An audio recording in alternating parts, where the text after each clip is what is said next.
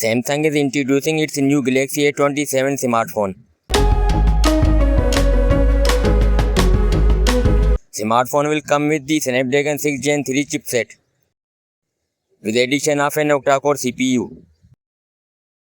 There will be a Super AMOLED touchscreen display with 6.7 inches screen size, including the 120Hz refresh rate.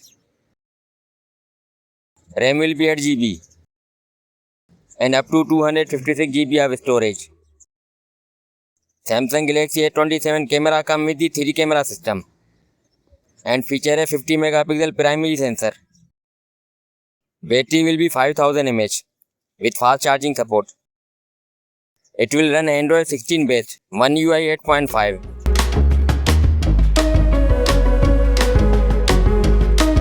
That's all for now. Guys, subscribe my channel for more latest videos. Thanks.